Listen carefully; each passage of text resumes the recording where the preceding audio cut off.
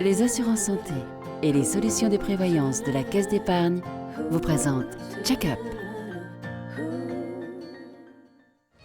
Medialp, 20 points de vente dans la région, de vente et location de matériel de confort médical, vous présente Check-up.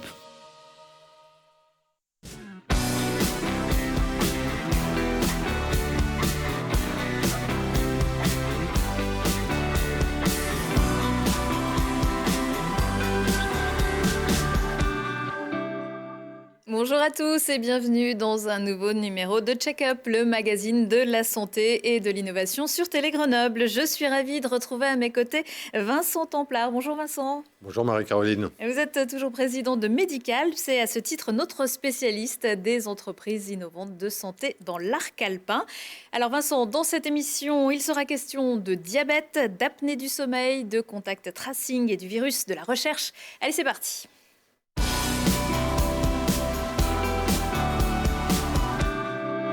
Et sur ce plateau également avec nous, Colette Darrier. Bonjour madame. Bonjour. Et vous êtes présidente de l'Association des diabétiques de l'Isère. Le 14 novembre, c'est la journée mondiale du diabète. Avant de parler de cet événement, est-ce que vous pouvez nous rappeler ce qu'est le diabète, ou plutôt ce que sont les diabètes, parce qu'il existe 2 sortes de diabète ou un peu plus? 3. Mais maintenant, on en a trouvé un petit peu d'autres. Mais on se contentera d'en donner 3. Donc, ce qu'on appelle les diabétiques de type 1, les diabétiques de type 2 et puis le diabète gestationnel. Ah, c'est quoi le diabète de type 1? Alors, déjà, je vais vous parler généralement qu'est-ce que c'est que le diabète. Alors, c'est une maladie qui ne se guérit pas et c'est une maladie chronique caractérisée par une augmentation, je me permets de lire comme ça, je suis sûre que je ne bafouille pas, caractérisée par une augmentation anormale du taux de sucre dans le sang. Et par rapport à ça, on a besoin de prendre des médicaments. Donc, de type, le diabète de type 1, de type 2 et gestationnel. Le type 1, eh bien, c'est une maladie auto-immune qui peut se déclarer à un âge jeune. Vous avez des enfants qui peuvent être diabétiques de type 1. Quand on est diabétique de type 1, cela veut dire que le pancréas ne fonctionne quasiment plus ou très très peu. C'est-à-dire qu'il ne fabrique plus d'insuline pour permettre au corps de fonctionner normalement. De fonctionner normalement et d'absorber les glucides qui sont quand même le carburant de l'organisme pour notre cerveau, nos yeux, notre corps, nos muscles.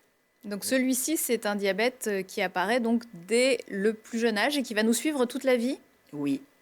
Alors, il n'apparaît pas systématiquement au plus jeune âge, mais très jeune, on peut se déclarer diabétique de type 1. Et en revanche, le diabète de type 2?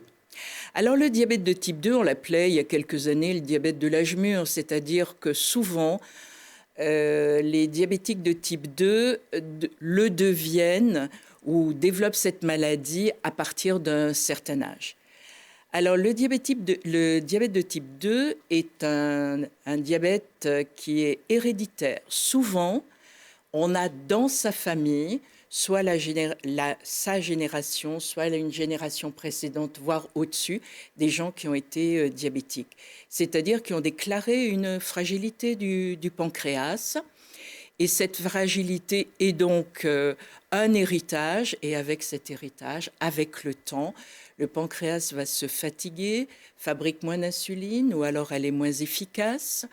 Et on est obligé donc de se faire soigner et de prendre des médicaments. Est-ce que le premier soin du diabète, ce n'est pas d'abord d'avoir un régime alimentaire adapté?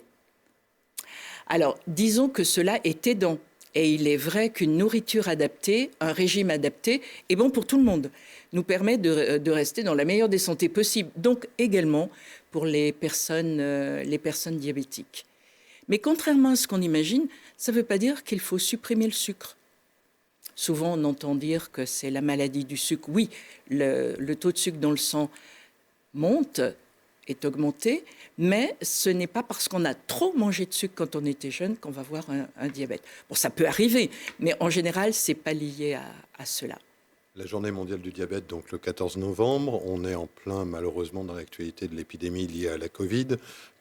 Pouvez-vous nous expliquer en quoi le diabète est un facteur aujourd'hui, comme on dit, de comorbidité de la Covid?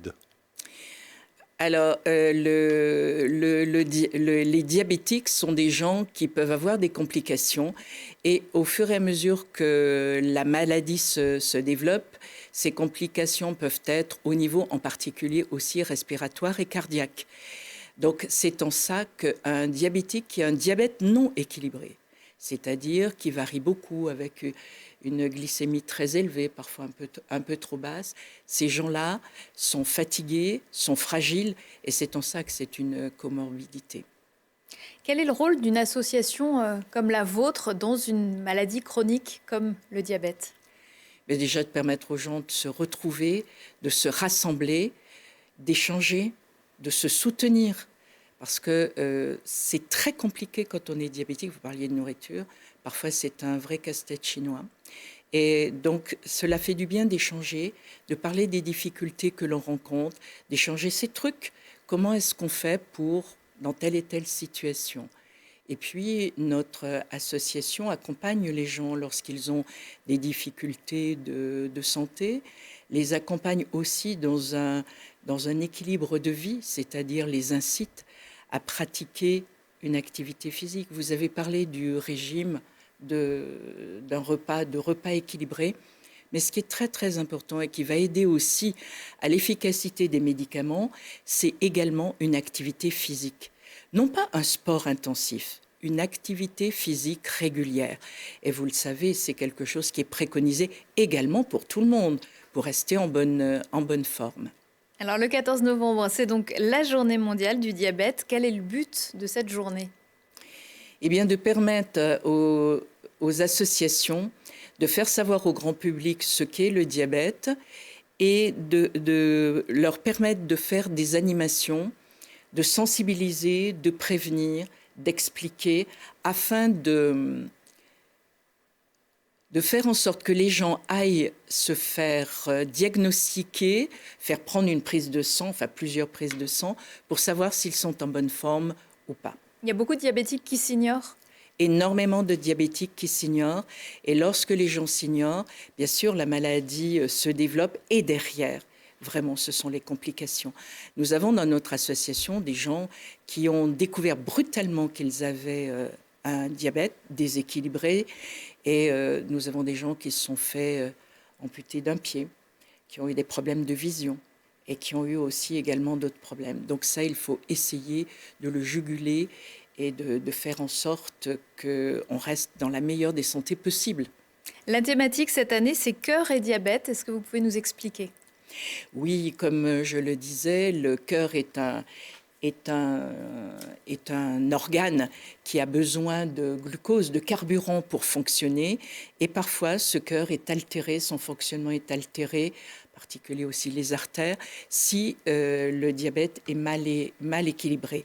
Et on voulait faire savoir aux gens que lorsqu'on a de l'hypertension peut mener avec le temps vers la déclaration d'un diabète. Donc les rendre sensibles. Ceci, c'est en fait, lorsqu'on fait des animations, c'est un questionnaire anonyme. Hein. Et alors, est-ce que vous pouvez nous donner par exemple une des questions qui sont dans ce questionnaire? Quel âge avez-vous? Je ne vous le dirai pas. Alors, par l'âge, comme je vous l'ai dit, ça permet déjà, à partir d'un certain âge, la possibilité de développer un diabète de type 2 est là. Deuxième question, quel est votre tour de taille au niveau du nombril? Là, ça va commencer à devenir gênant. Alors, vous savez que lorsqu'on fait des animations, nous avons des messieurs qui adorent prendre le tour de taille des dames lorsqu'elles ne le savent pas, avec un mètre de couturière. Alors, pourquoi on dit ça? Parce que lorsqu'on a un diabète, et vous l'avez peut-être vu, souvent les gens qui ont un coussinet au niveau du ventre et au niveau de l'estomac. Donc, une taille qui sort un tour de taille qui sort de l'ordinaire, peut être un signe. On est bien d'accord, ce n'est pas ainsi. Ce n'est pas suffisant, mais non, c'est bien insuffisant. Ça peut être une piste. Vous voulez une troisième question? Allez, une troisième, puis après... La troisième question, c'est un membre de votre famille est-il atteint de diabète? C'est ce que vous nous disiez tout à l'heure. Et donc, après, on cible les proches. On parle aussi de masse musculaire, d'IMC. Donc voilà, un certain nombre de questions. Vous avez après des points qui vous sont attribués selon les points. On vous dit dans quelle cible on se situe. Voilà, tout à fait.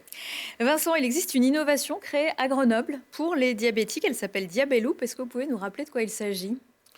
Diabeloop est une entreprise effectivement créée en 2015 de mémoire, issue d'un partenariat avec le CEA Leti notamment, l'organisme de recherche grenoblois, pour développer un dispositif qui va permettre de réguler automatiquement les injections d'insuline, qui est composée en 3 parties, avec un capteur qui va permettre effectivement de faire le prélèvement de la goutte de sang et de mesurer le taux de sucre dans le sang, un algorithme, alors on peut parler d'intelligence artificielle, et c'est probablement l'une des clés de l'entreprise Diabeloop, qui va permettre en définitive de piloter, de mesurer au travers de cet algorithme et de donner l'ordre au travers d'une connectivité Bluetooth à une micropompe qui est implantée sur le ventre, d'injecter la bonne dose d'insuline au moment souhaité, de telle façon à ce que justement ce taux d'insuline soit parfaitement régulé, donc qu'il n'y ait pas ni de surdosage ni de sous-dosage, et d'injecter la bonne dose au bon moment. Et Diabeloop, c'est une entreprise qui a une reconnaissance financière. Reconnaissance financière plus large même, mais notamment financière. On est sur le développement d'un dispositif médical, qui nécessite des moyens importants. Donc l'entreprise a réalisé plusieurs tours de table, dont un dernier tour de table à la fin de l'an dernier de mémoire, qui a d'un montant total de 31 millions d'euros, ce qui est effectivement pour une jeune entreprise qui est encore en développement de son produit extrêmement important. Maintenant, ce sont des produits, ils ont obtenu le marquage CE, donc ils se rapprochent de la commercialisation, ils sont en cours d'essais cliniques. J'ai juste oublié de préciser, on parlait des diabètes de type 1, de type 2, gestationnels, qu'ils ils ciblent avant tout le diabète de type 1.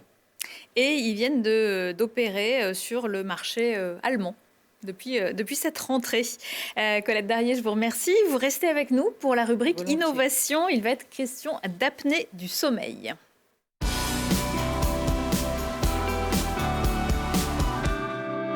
L'apnée du sommeil concernerait 1,2 million de personnes en France, mais seulement 20% seraient diagnostiquées à ce jour.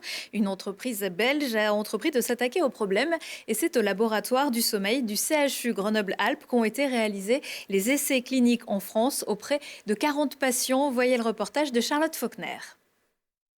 Aujourd'hui, en France, 1 200 000 personnes sont traitées pour un syndrome de l'apnée du sommeil. Pour se faire diagnostiquer, les patients doivent passer une nuit à l'hôpital où de multiples électrodes leur sont posées. Un processus contraignant qu'une start-up belge, Sunrise, a voulu alléger grâce à un tout petit dispositif. Sunrise s'est donc tourné vers le laboratoire du sommeil de Grenoble, reconnu pour son expertise en Europe, afin de réaliser un essai clinique où 40 patients ont testé ce dispositif qui ne pèse pas plus que 3 grammes. Alors c'est un dispositif très simple que l'on colle sur le menton directement et qu'on garde toute la nuit pour au matin le décoller. Et il est accompagné d'une application téléphonique qui nous permet d'avoir les résultats du capteur dès le lendemain matin. Ce petit dispositif se pose donc au niveau de la mâchoire afin de capter au mieux les mouvements liés à l'apnée du sommeil. On est capable d'avoir une estimation du nombre d'apnées et d'hypopnées, de l'effort respiratoire et également de la fragmentation du sommeil. Quand je suis réveillé, j'ai des mouvements de la mâchoire qui sont assez irréguliers. Quand j'ai du sommeil lent profond, elles sont faibles, ils sont très réguliers. Donc vous voyez que ce signal des mouvements de la mâchoire va résumer pratiquement toutes les informations dont on a besoin au cours de la nuit. La récupération de toutes ces informations par le dispositif se fait grâce à de l'intelligence artificielle optimisée par l'entreprise iséroise Probayes, spécialisée dans ce domaine. Alors, il y avait déjà un modèle d'intelligence artificielle pour détecter les événements et nous avons appliqué un modèle à l'état de l'art en utilisant le deep learning pour essayer d'optimiser et d'améliorer le modèle déjà développé. Alors, on va pouvoir détecter les apnées, les hypopnées et les micro-éveils, donc tous les événements respiratoires perturbateurs, en faisant une intelligence artificielle sur mesure adaptée aux données qui sont récoltées. Ce nouvel outil serait donc une aubaine pour le laboratoire du sommeil de Grenoble où la liste d'attente dépasse les 6 mois avec plus de 1000 patients à diagnostiquer. Un forfait innovation a été déposé, une étape supplémentaire pour un jour permettre à ce dispositif d'être remboursé comme acte de diagnostic et donc d'être disponible à une plus grande échelle. Ce produit est déjà en vente en ligne en Belgique et en Angleterre. Il attend encore quelques autorisations pour un prix grand public et une mise sur le marché en France. Vincent, comment se portent en ce moment les entreprises innovantes de l'arc alpin dans le contexte Covid ? On vient de le voir au travers de ce reportage déjà. Il y a des innovations et ça continue, à se développer. Dans le cadre de ce projet sur l'apnée du sommeil, il y a quand même au moins 3 partenaires grenoblois avec le CHU, l'Université Grenoble-Alpes et ProBayes, une entreprise spécialisée sur le calcul bayésien, probabiliste. Pour répondre à votre question, le secteur de la santé, des technologies médicales de l'Isère est impacté forcément par ce que nous vivons depuis de nombreux mois maintenant. Il y a des entreprises qui sont spécialisées dans le domaine du diagnostic et forcément qui sont portées probablement par l'épidémie et les besoins accrus de dispositifs de diagnostic. Des entreprises leaders comme Becton Dickinson qui ont forcément une des demandes extrêmement fortes de la part des gouvernements pour livrer des dispositifs, y compris bien évidemment pour traiter les malades, que ce soit notamment en centre hospitalier, mais aussi en réanimation. Et puis il y a des entreprises qui au contraire voient leur activité impactée négativement parce qu'elles peuvent être dans des thématiques qui aujourd'hui, et on peut parfois le regretter, mais vont être repoussées. Je pense qu'une entreprise qui aujourd'hui développe des implants orthopédiques, par exemple, on sait bien qu'il y a moins d'opérations. Des entreprises qui, les actes, par exemple, chirurgicaux pour des maladies de l'œil peuvent être repoussés aujourd'hui. Et donc, ces reports, bien évidemment, ont un impact aussi sur le développement de nos entreprises. Donc, en un mot, c'est excessivement contrasté. Des entreprises qui ont vu des accélérations liées à l'épidémie et des entreprises qui ont été notablement affectées. Merci Vincent, c'est la fin de cette première partie. Merci encore Colette Darrier. Merci de m'avoir invitée afin de parler de cette maladie galopante qu'est le diabète et qui est parallèle à celle que c'est la pandémie que nous connaissons actuellement. Vincent, on se retrouve après quelques réclames pour parler de Covid-19 et oui, encore lui.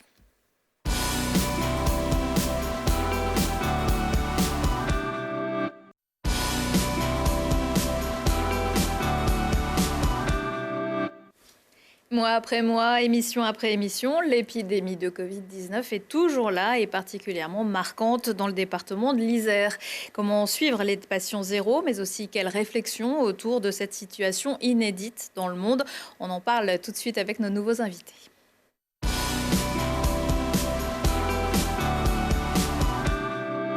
Elles nous ont donc rejoint Ségolène Marbach. Bonjour. Bonjour. Vous êtes directrice éditoriale des presses universitaires de Grenoble, les PUG.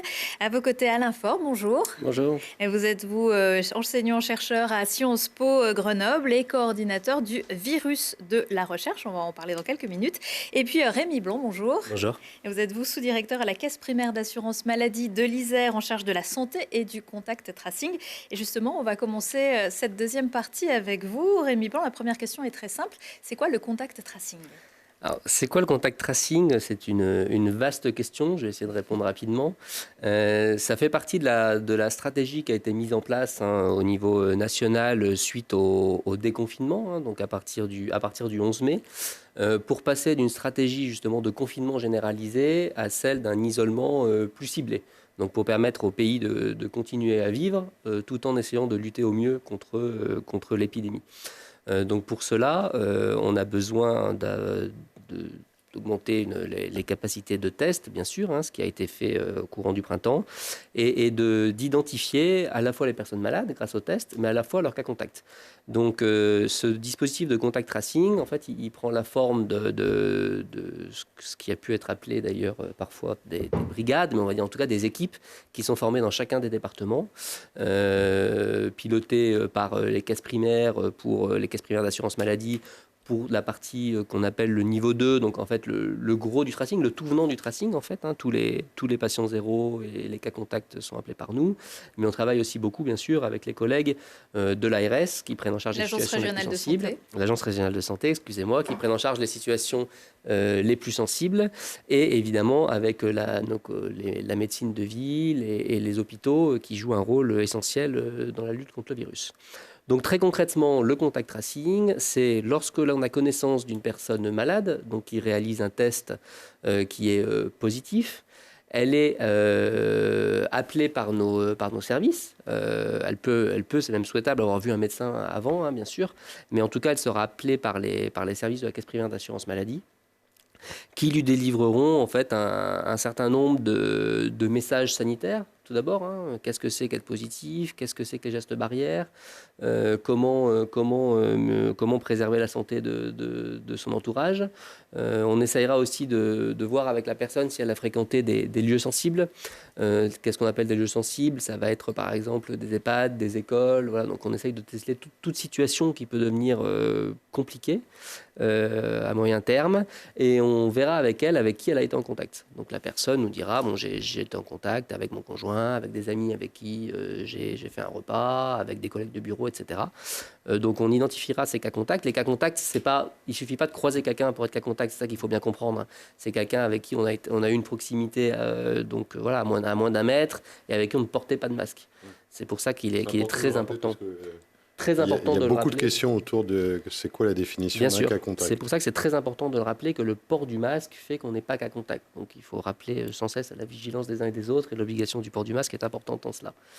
Donc on appelle la personne, on lui indique on va dire les règles en matière d'isolement, les 7 jours aujourd'hui pendant lesquels la personne doit s'isoler le plus possible. C'est 7 jours à compter du jour où elle a son résultat. C'est 7 jours à compter du jour où elle a son résultat si elle est asymptomatique, donc si elle n'a pas de symptômes.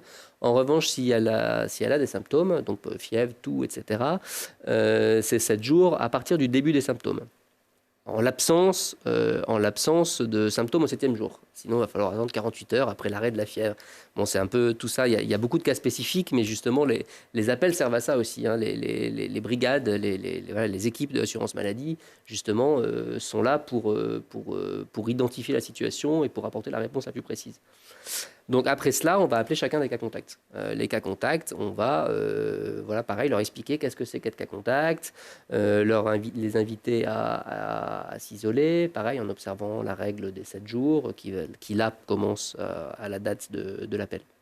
Alors, compte tenu du volume très fort, en fait, je pense que tout le monde a en tête de l'augmentation très forte de l'épidémie sur notre territoire, et assez singulièrement, malheureusement, en Isère et dans la métropole grenobloise tout particulièrement.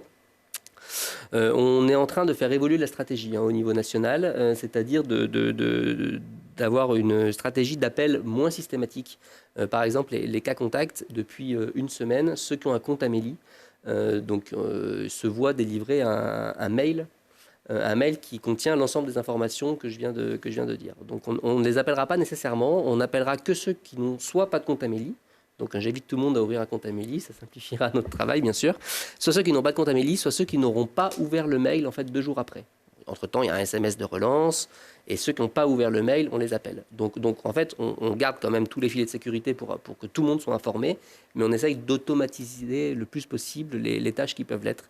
Et ça va probablement être une démarche assez croissante. On en informera bien sûr les assurés de ce qui va se faire. Aujourd'hui, cette cellule comprend combien de personnes? Alors, on comprenait combien au mois de mai, et aujourd'hui, vous êtes à combien de personnes qui travaillent uniquement là-dessus? Aujourd'hui, on a 150 personnes environ qui travaillent là-dessus, qui travaillent 7 jours sur 7. Pour tout le département de l'Isère? Pour tout le département de l'Isère. Donc, c'est 7 jours sur 7. Donc, Donc, bien sûr, nos 24 heures sur 24 ? C'est pas 24 heures sur 24, c'est de 8h30 à 18h30 environ. Donc, il n'y a pas en permanence les 150 personnes. Hein. On a 80 personnes chaque jour. C'est notre objectif qu'on va augmenter à partir de la semaine prochaine.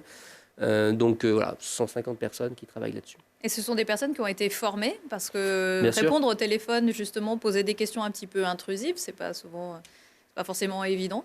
Bien sûr. Alors, il y a une partie en fait de ce personnel qui convient, je pense d'ailleurs, de saluer, puisque c'est pas une tâche facile. Hein. C'est assez technique. Il y a une pression certaine, hein, parce que c'est des volumes importants. Donc, il y a une partie de ce personnel qui est notre personnel assurance maladie, hein, qu'on a détaché sur cette mission-là, tout en maintenant nos activités de base à côté. Hein. Donc, c'est pas facile, hein, parce qu'on continue, bien sûr, à payer les prestations C'est dans une les bonne délais nouvelle. habituels. Dans les délais habituels. Donc, ouais, enfin, tout ça pour dire que c'est forcément toujours un peu un jeu d'équilibre. Donc, il y a ça. Et puis, il y avait beaucoup de gens également qu'on a recrutés sur des contrats à durée déterminée pour cette mission. Tout le monde est bien sûr formé. Lorsqu'ils commencent la mission, puis on réactualise assez régulièrement aussi. Hein. Il y a une formation continue parce que c'est des consignes qui évoluent au gré de l'évolution de l'épidémie. Depuis le mois de mai, est-ce que vous savez combien de personnes vous avez contactées ? Depuis le mois de mai, on a contacté environ 100 000 personnes. Alors, ce qu'il faut bien avoir en tête, c'est que c'est 100 000 personnes depuis le mois de mai, mais c'est des chiffres qui évoluent très fortement parce qu'aujourd'hui, on est plutôt de l'ordre de 20 000 personnes par semaine. Voilà. Donc, si vous voulez, chaque semaine, aujourd'hui, fin octobre, pour on fait un cinquième de ce qui a été fait depuis le début. Et c'est une dynamique qui ne fait qu'augmenter. On double notre activité quotidienne ou hebdomadaire, hein, peu importe. On la double tous les 10 jours environ, hein, Donc, voilà, on est vraiment sur une croissance très forte de l'épidémie qui mobilise beaucoup nos équipes. Est-ce que le patient zéro, tel qu'il était au printemps, est le même que celui de cet automne ? C'est une question compliquée. Déjà, il est moins rare, ça c'est sûr, parce qu'on avait une activité très faible, hein, très faible au mois de mai et qui a augmenté très fortement à partir du milieu de l'été et d'août. Et puis plus singulièrement depuis septembre, hein, où là on est sur une courbe assez pentue, on va dire. Est-ce qu'il est le même ? C'est dur à dire. Les profils sont extrêmement hétéroclites. Hein. On a eu beaucoup d'étudiants et de lycéens à la rentrée. Hein. Ça, c'est un phénomène qui est connu, je pense. Mais pas que. C'est vraiment des profils hétéroclites. Est-ce qu'il y a une moyenne ? Combien de coups de fil par jour ? C'était 20 000, ce que vous disiez ? Enfin, 20 000 depuis les quelques semaines ? Non, alors aujourd'hui, on tend... Alors, les chiffres augmentent constamment. Aujourd'hui, on tend à se rapprocher ou à dépasser, selon les jours, 1000 patients zéro par jour, qui ont chacun en moyenne 3-4 cas contacts. Donc, on approche les 4000 appels quotidiens, 3000, 4000. Ça va dépendre des jours, hein, bien sûr, mais c'est une tendance en tout cas qui se dessine. Et les patients que vous contactez, quand vous les avez au téléphone, ils vous répondent de façon spontanée, assez libre, ou est-ce qu'ils sentent un peu de méfiance ?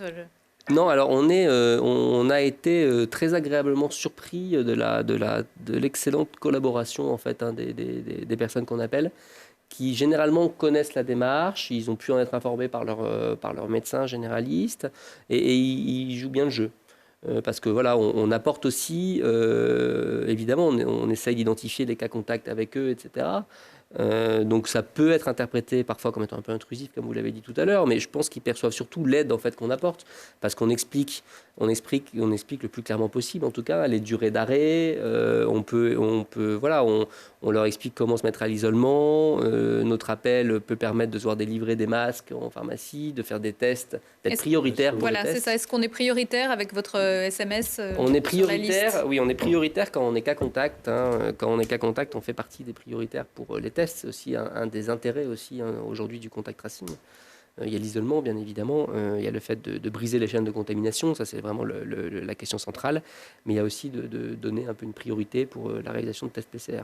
Est-ce que vous suivez a posteriori les recommandations que vous avez formulées au cas contact ou Les personnes malades, en fait, qui ont été identifiées et qui doivent être mises à l'isolement, ne sont pas suivies par l'assurance maladie, mais c'est une mission dévolue à l'ARS, l'Agence régionale de santé, donc, a une cellule qui s'occupe de rappeler les personnes pour voir s'ils ont des difficultés ou pas pour l'isolement. Donc, il y a un suivi qui est fait, bien sûr. Une personne de la rédaction, donc fiable et dénuée de tout intérêt, a priori, m'a dit avoir été contactée par SMS. On lui a demandé de rappeler urgemment un numéro. Et il a attendu, montre en main, 1 heure avant que quelqu'un ne décroche. Vous êtes victime de votre succès? Alors, ça me semble, alors je crois sur parole, hein, ça me semble être un délai bien évidemment trop long, si c'est le cas. Ce qu'il faut comprendre, c'est qu'avec avec le passage au fonctionnement via SMS, par SMS et de rappel, on a un nombre d'appels entrants en très forte augmentation. Donc là, on est en train de se restructurer pour avoir beaucoup plus d'opérateurs en charge de ces appels entrants, puisque le temps d'attente était plutôt de 5-10 minutes jusqu'à il n'y a pas longtemps. Il a augmenté. Je pense qu'1 heure, c'est quand même exceptionnellement long. On n'est pas sur ces moyennes-là. Néanmoins, on est en train de travailler pour pour pouvoir répondre le plus rapidement possible au téléphone. Et un autre problème, un cas contact est parfois contacté par la caisse primaire d'assurance maladie 1 semaine après que le patient 0 ait fait son test. Est-ce que du coup, c'est pas trop tard? Alors, on n'est pas du tout sur ce type de délai qui me surprend. Si vous avez des exemples, vous pourrez me les donner après, j'irai vérifier. On est plutôt sur les délais qu'on tient. Sur les patients 0, on vise l'objectif de 24 heures. Donc qui peut, on peut parfois légèrement le dépasser si on a des entrées énormes, mais c'est quand même un objectif qu'on tient et qu'on fait le maximum d'efforts pour le tenir. Sur les cas contacts, il peut être un peu plus long, mais il doit pas normalement dépasser 2 jours. Après, si c'est depuis la date du test, évidemment, les délais s'ajoutent aux délais. Si on rajoute les week-ends, on passe son test à un jeudi ou un vendredi. Nous, les week-ends, on travaille 7 jours sur 7. Les prélèvements, pas toujours. Après, il y a les délais du prélèvement, dont on n'est pas évidemment, même s'il y a eu des améliorations, il y a le délai du prélèvement. Il y a le délai de la réponse, du résultat. Il y a le délai ensuite de l'information du patient 0, de l'appel du patient 0, puis l'appel du cas contact. Il est évident que ce sont des délais qui s'ajoutent, mais on fait notre maximum pour que chacun de ces délais soit le plus court possible. Et les laboratoires de ville et publics, d'ailleurs, ont fait des efforts très importants ces dernières semaines, ces derniers mois, pour raccourcir le plus possible les délais de prélèvement et d'analyse. Qui étaient trop longs et qui aujourd'hui tendent quand même à devenir beaucoup plus raisonnables. Est-ce qu'il y a un lien aujourd'hui entre vos services et l'application qui désormais s'appelle Tous Anti-Covid? Alors, il y a un lien dans la mesure où ce sont 2 outils qui visent la même finalité et on ne peut qu'encourager, bien sûr, à l'installation de cette application. Après, ça dépend ce que vous entendez par lien, dans le sens où une personne qui sera détectée comme cas contact sur l'application ne va pas être appelée de ce simple fait, en fait, par les services de l'assurance maladie. Néanmoins... Une personne qui est détectée positive, mais qui n'a pas l'application, est-ce que du coup, ces cas contacts, non, il n'y a pas de moyen de renseigner? Si, alors une personne positive, qu'elle ait ou pas l'application d'ailleurs, elle va être appelée par les services de l'assurance maladie. Et donc, on va avec elle voir avec qui elle a été en contact. Elle va nous expliquer avec qui elle a la connaissance d'avoir été en contact. La plus-value de l'application, ça va être d'identifier des contacts que la personne n'aura pas forcément à l'esprit. De dire, j'ai été assis dans le tram pendant 20 minutes. Il se trouve, on est désolé, mais il se trouve qu'on avait enlevé le masque, mais je ne connais pas le nom de la personne en face. Impossible de le retrouver. Et notre interrogatoire n'y changera rien. Donc l'application, là, a une forte plus-value. Et donc la personne... ma question étant que l'application ne fonctionne que si elle est activée. Oui. Et donc si jamais, à ce moment-là, pendant un certain temps, la personne n'a pas activé son application, pour X raisons, c'est très complémentaire entre les deux. Donc le fait qu'il y ait une passerelle entre les deux n'est pas envisagé. C'est pas envisagé à l'heure actuelle, en tout cas. Et de la même façon, est-ce que vous avez les contacts qui sont donnés dans les restaurants sur les listes de contacts? Oui, alors ça fait partie des mesures phares récentes pour permettre aux restaurants de rester ouverts. Nous, si on appelle quelqu'un, en fait, une personne malade, on va discuter avec elle, on va lui demander si elle a été en contact avec de nombreuses personnes dans des espaces confinés, etc. Donc, elle pourra nous dire qu'elle est allée, par exemple, dans tel restaurant, mais elle n'aura pas la liste des contacts. Donc, nous, on pourra se rapprocher nous-mêmes du restaurant, qui pourra, grâce au suivi qui est indiqué par tout le monde, nous indiquer les personnes contacts. Merci beaucoup, Rémi Blanche. Que vous souhaitez ajouter quelque chose ?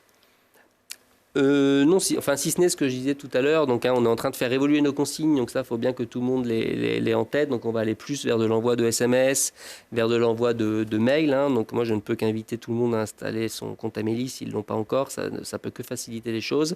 On envoie aussi des SMS aux patients zéro, je ne l'ai pas dit tout à l'heure. C'est-à-dire, avant d'appeler les gens, on va leur envoyer un SMS pour dire « Vous allez être appelé par l'assurance maladie, merci de préparer vos cas contacts, etc. » Là aussi, je peux qu'inviter les patients à préparer leur cas contact, ce qui pourra que simplifier notre tâche, qui est évidemment importante à l'heure actuelle. Évidemment, on va continuer à parler de Covid, mais avec peut-être un peu de recul, de hauteur. Avec vous, Ségolène Marbach et Alain Faure. Je rappelle que vous êtes respectivement directrice éditoriale des presses universitaires de Grenoble, l'EPUG, et enseignant-chercheur à Sciences Po Grenoble, coordinateur du virus de la recherche. Le virus de la recherche, c'est la crise du Covid vue par le monde de la recherche. C'est le petit chapeau sur le site internet des PUG. Mais encore, qu'est-ce que ça veut dire, Ségolène Marbach ? Alors, cette initiative est née d'une sidération. Quand il se trouvait qu'au début du confinement, j'étais à l'étranger, au Chili, sans Internet, et que quand j'ai débarqué en France, j'ai vraiment atterri sur la Lune, en fait. Je n'avais pas du tout compris l'ampleur de ce qui était en train de se passer. Et une des choses qui m'a le plus frappée en me reconnectant, en particulier avec l'Internet, c'était de voir à quel point, en fait, tout le monde s'exprimait sur ce sujet du Covid. Enfin, on disait le Covid à l'époque, maintenant on dit la Covid, mais sur ce sujet, et sans jamais ne rien en savoir. En vérité, on entendait très peu la voix de ceux qui savent. Et moi, j'ai trouvé que c'était perturbant. En fait, on est éditeur presse universitaire de Grenoble, on est éditeur de savoir, éditeur de la recherche depuis 48 ans.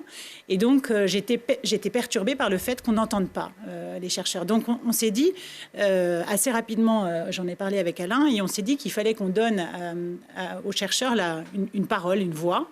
Et comme on est spécialiste plutôt de sciences sociales, on ne pouvait pas faire parler des médecins ou des spécialistes de la santé. Ce n'était pas notre cœur de cible, mais par contre, on pouvait demander aux chercheurs en sciences sociales comment cette crise mondiale qui était en train de... Enfin, c'était un événement monde, quelque chose qui n'avait jamais été connu, comment est-ce que ça faisait... ça impactait sur leur recherche et sur leur façon de voir les choses. Voilà. Donc, en fait, ce virus de la recherche, c'était de dire, on a un virus qui débarque, qui touche tout le monde absolument, et comment est-ce que vous, chercheurs, vous qui avez le virus de la recherche, comment est-ce que ça vous fait réagir et comment est-ce que ça modifie votre façon de voir les choses. Voilà. Et du coup, vous recueillez des textes gratuits que vous mettez sur votre site, voilà, qui sont accessibles à tout le monde. Ça s'adresse à tout le monde. Oui. Il faut être chercheur, universitaire. Non. L'objectif, c'était justement de donner une voix aux chercheurs pour tout le monde, c'est-à-dire pas que pour leurs pairs, pour les gens qui les lisent habituellement, mais pour tout un chacun, pour vous, pour moi, pour vous. Même si on n'est pas spécialiste dans un domaine, on a envie d'être capable de comprendre ce qu'un chercheur a à nous dire. Donc on a proposé aux chercheurs d'écrire des textes de 10 000 signes. Alors c'est assez court, ça fait 4-5 pages. C'est vraiment un format article sur un sujet dont ils sont les spécialistes, mais avec une vraie volonté d'écrire pour le grand public. Donc nous, derrière, on a travaillé, Alain et moi, pour justement aider, parce que c'est parfois pas évident pour un chercheur d'écrire seulement 4 pages déjà, et puis de ne pas avoir de jargon, d'être compris par tout le monde. Donc on a beaucoup travaillé là-dessus pour rendre ces textes très accessibles. On les a rendus disponibles sur notre site internet, donc pug.fr, et gratuits, parce que le principe, c'était aussi de dire que on était été confrontés en tant qu'entreprise, parce qu'on est une entreprise, à la fermeture des librairies, qui est notre principal canal de vente. 80% des ventes du chiffre d'affaires des presses universitaires de Grenoble, c'est la librairie. Et donc, on avait d'entrée plus moyen en fait d'aller vers notre public. Et on s'est dit que pour aussi permettre aux libraires de continuer d'avoir un lien avec nous et un lien avec leurs lecteurs, mettre ces textes en disponibilité comme ça gratuitement sous forme numérique, ça leur permettait de continuer à garder ce lien. Donc à nous de garder ce lien avec nos lecteurs et avec nos libraires. Donc c'est passé par tous les canaux possibles de diffusion, que ce soit le site des PUG, les librairies en ligne ou voilà tous les onglets possibles de la diffusion. Et combien il y a d'articles aujourd'hui disponibles en ligne? Alors je crois qu'il y en a 58, tu les as comptés, non? Oui, 58. 58. Et le premier? C'était le vôtre? C'était le vôtre, L'Infort, le premier ou Non, je crois pas. Non, on avait... faudrait qu'on regarde l'historique. Le premier, c'était celui de Bernard Ami. D'abord, il n'y a pas eu de premier. On a fait des blocs. Au début, on procédait par bloc de 5-6 à la fois. Mais oui, Et vous, sur quoi avez-vous choisi d'écrire à l'Infort? Alors moi, j'ai écrit sur 2 thèmes. D'abord sur la question de l'effroi, de la peur en période de crise, pour regarder du côté de la science politique comment se manipule l'effroi. Et puis j'ai fait un deuxième papier un peu plus tard sur les carnets de confinement, en essayant d'analyser comment les gens qui avaient pris la plume ou qui avaient intervenu dans des radios pour parler d'eux, comment on se racontait en période de crise. J'aimerais dire un mot sur la présentation. Quand vous dites on vous envoie des textes et vous les publiez, en fait l'originalité c'est qu'il y avait un gros travail de discussion. On a refusé beaucoup de textes et les textes et sur la forme et sur le fond on les a malaxés. C'est-à-dire que c'est pas du tout évident. On le voit dès qu'il y a une crise, les chercheurs ils ont un peu du mal. Sur la forme on leur a dit vous faites court, vous faites vif, vous faites littéraire. Et puis sur le fond on leur a dit c'est une question aussi sur comment on fait de la recherche et les doutes qu'on a aujourd'hui parce que la science est mise pas mal à l'épreuve actuellement. Donc l'idée, c'était de dire aux chercheurs de disciplines très très variées, questionnez aussi votre discipline quand vous écrivez. Donc c'est un exercice. Et nous, on a passé des heures, on a réécrit, enfin, on a énormément retravaillé les textes. Il y a eu un dialogue vraiment d'éditeurs. C'est pas de la publication, c'est de l'édition sur un format très exigeant sur le plan littéraire. Ségolène Marbach, quels sont les textes, sans fâcher personne, qui vous ont le plus marqué, qui vous ont particulièrement marqué? Alors, il y en a plein, en fait. Ce qui est fabuleux avec cette initiative, c'est qu'on a découvert tout un tas d'univers, enfin moi, que je soupçonnais pas, tout un tas de questions que je soupçonnais pas, et puis dans vraiment toutes les disciplines. Il y a des textes qui ont été beaucoup repris par la presse. On a fait... Il y a une autre vie, donc après... Oui, absolument. Donc, par exemple, je citerai le texte de Fabienne Martin-Juchat qui parle de la distanciation sociale, justement, qui était une des problématiques, que l'irruption du virus met entre les gens quelque chose qui est contraire à ce qu'on a en nous, dans nos interactions habituelles. Alors, avant que ce soit le masque, c'était ne plus se toucher, ne plus se faire la bise. Voilà. Donc, elle a posé toutes ces questions et les questions de l'impact, finalement, de ce virus sur nos interactions corporelles, physiques avec les autres. Et c'est un texte qui a été beaucoup repris dans la presse, en particulier dans la presse féminine, mais pas que. Donc ça, c'est un texte que j'ai beaucoup aimé, mais j'ai découvert avec Frédéric Legrand, qui est un anthropologue, les rites et les rituels qui pouvaient avoir lieu en Indonésie. Donc, pour vous dire, comme c'était un événement monde, vraiment, en Indonésie, pour essayer de marquer, d'échapper au virus. Et donc, Frédéric Legrand, il faisait un travail très intéressant de comparaison entre ce que nous, on faisait à 20h en applaudissant et en faisant du bruit à la fenêtre, par rapport à des rites indonésiens, comme le boulalako ou des choses comme ça. Donc, en fait, on a vraiment l'impression d'avoir ouvert une boîte de Pandore où chacun arrivait avec son regard, son analyse et nous éclairait la situation sous un jour complètement différent. Pas du tout anxiogène, et ça c'était aussi très intéressant par rapport à ce qui était autour de nous à ce moment-là. Il faut qu'on se souvienne de comment on était quand on a fait ça. C'était le confinement, on lavait nos légumes à la javel ou limite quand on rentrait. Et là, d'un coup, on voyait les choses par un autre bout de la lorgnette qui était, à mes yeux, vraiment très intéressant. Et vous, à l'Infort, vous avez des textes aussi qui vous viennent comme ça? Il y en a plein. Il y en a sur le funéraire, sur le religieux, sur le sport. Il y en a pas mal à l'étranger, au Maroc, en Amérique latine. Donc, on a des textes très différents.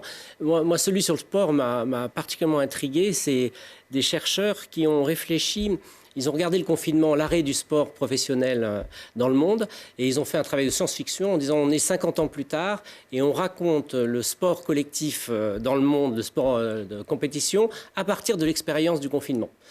Des stades vides, etc. Et c'est un exercice très original. C'est un vrai exercice scientifique, mais qui demandait d'avoir un certain culot. Et ils se sont mis à 4. Ils ont fait un très joli petit texte qui est assez étonnant. Et c'est ça, souvent, ce que nous ont dit les auteurs, parce qu'on a eu beaucoup dialogué, c'est qu'ils étaient eux-mêmes surpris par les réflexions qu'ils étaient obligés de faire dans cette période. Ils sortaient des sentiers, de leurs sentiers. Ils se faisaient violence pour essayer... D'autant plus qu'il y avait une concurrence. Hein. Tout le monde voulait parler du Covid.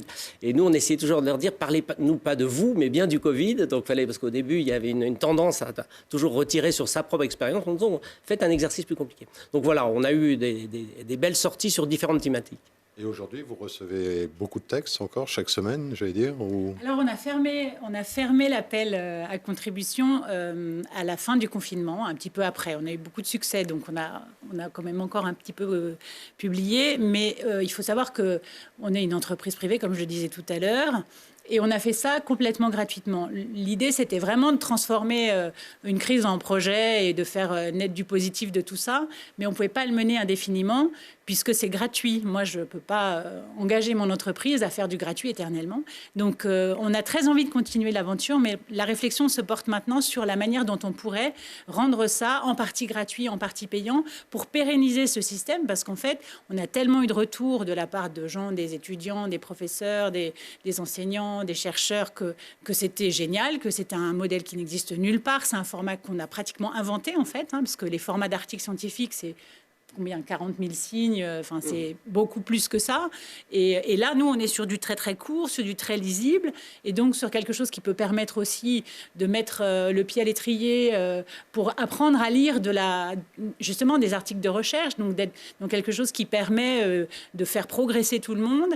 Et donc, on pense que ça a vocation à continuer. Il faut absolument qu'on continue dans cette espèce d'invention un peu nouvelle. Et donc, là, on est en train de réfléchir à la manière dont on va pouvoir relancer la chose, mais sur un modèle un petit peu moins, disons, généreux de notre côté. En tout cas, il faut qu'on continue d'exister. Donc, et puis trouver peut-être une autre thématique, mais ça va être compliqué en ce moment. Non, c'est pas compliqué, je pense pas. Au contraire, en fait, on va pouvoir très facilement élargir. Il y a plein de sujets qui sont des sujets...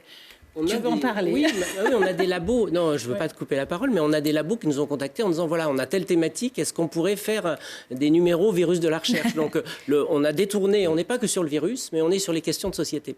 Donc, Et on va aussi d'ailleurs nous-mêmes solliciter les gens, enfin pas que dans le sens où les labos ont des choses à dire, mais nous, on a aussi des questions à leur poser. Et je pense que c'est aussi comme ça qu'il faut faire, c'est-à-dire que l'interaction, elle soit dans les deux sens. On publie, nous, on n'est pas un éditeur qui publions tout ce qui arrive. Hein. Vraiment, on est un éditeur avec un choix, etc.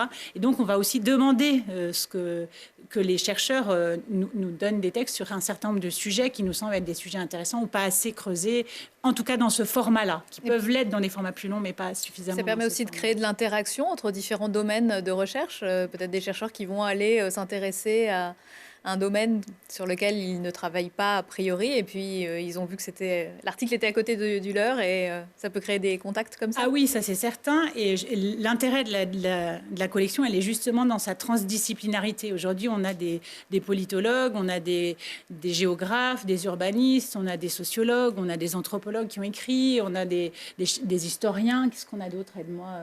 Oui, des psychologues. On a une quinzaine de disciplines, mais vous êtes quand même optimiste dans votre question. Enfin, Ségolène est optimiste aussi, parce que l'interdisciplinarité, c'est compliqué dans les sciences. Par contre, on a cassé une petite frontière, un mur, c'est de dire... On n'est pas obligé de faire de l'évaluation à double aveugle avec des experts internationaux sur un processus qui dure 6 mois pour faire des bons articles scientifiques. Donc on a sorti un type d'article qui est court et qui est performant. Néanmoins, vous avez un certain nombre de critères puisque vous avez refusé un certain nombre d'articles. Tout à fait. Alors on a des critères esthétiques presque, c'est-à-dire qu'il faut que ça soit lisible pour tout le monde, ça c'est facile. Et puis on a des critères académiques. Alors comme bien sûr on ne connaît pas tous ces sujets, nous on n'hésitait pas à contacter des collègues, on n'hésitait pas à faire du réseautage pour savoir jusqu'où on peut aller quand on publie des papiers. Et en tout cas, ce qui est sûr, c'est qu'on ne publiait pas d'opinion. Hein. Là, c'était vraiment ça que j'avais envie. Ce qui me frappait justement, c'était que tout le monde donnait son opinion sur la question, alors que c'était pas des opinions autorisées, puisque c'est des gens qui savaient rien. Et donc là, on a refusé des gens qui étaient beaucoup trop dans la tribune et pas assez dans l'argumentation de la recherche, quoi. Voilà. Donc ça, c'était vraiment important et ça doit le rester. Notre exigence, elle était là aussi. Merci beaucoup. On peut toujours trouver tous ces textes sur le site pug.fr et je vous encourage vivement à aller jeter un œil. Merci beaucoup à tous les quatre d'avoir participé à ce check-up. Vous retrouvez cette émission le mardi à 13h, le jeudi à 11h, le samedi à 17h et en replay sur télégrenoble.net. À très bientôt. Portez-vous bien.